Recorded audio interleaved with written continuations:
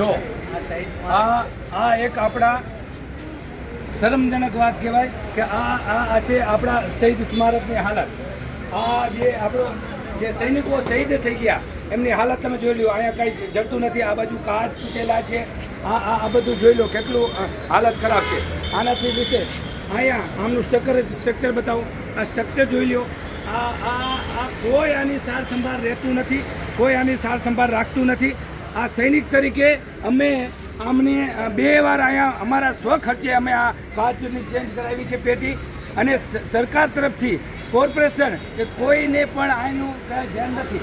આ તમામ સૈનિક જે શહીદ સ્મારક છે એની જવાબદારી અહીંયા જે પણ પ્રશાસન છે, જે પણ અહીંયા અત્યારે કોર્પોરેશન છે એમના અધિકારી કે કોર્પોરેશનના કોઈ પણ મંત્રી હોય કે ગમે તે હોય એ એમના રાજકીય પાર્ટીની આ જવાબદારી છે અત્યારે જેનું અહીંયા શાસન છે.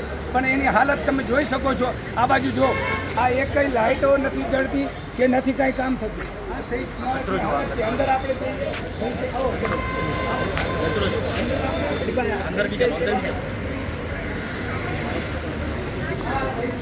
છે એ આ રીતે અહીંયા શહીદ સ્મારક છે. આપણે ઉપર કદાચ જઈએ તો મને નથી લાગતું ઉપર કોઈ સાફ સફાઈ નથી. આ પૂરેપૂરી આ શહીદ સ્મારકની હાલત છે. આ બાજુ આ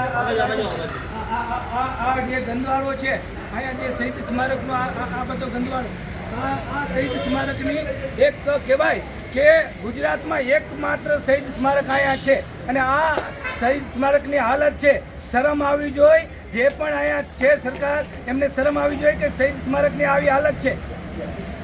તમે જો શહીદ સ્મારકને સમારકામ ન કરાવી શકતા હોય, એની ઇજ્જત ન રાખી શકતા હોય તો અમને કહો, અમે આનો ખર્ચો ઉઠાવીશું.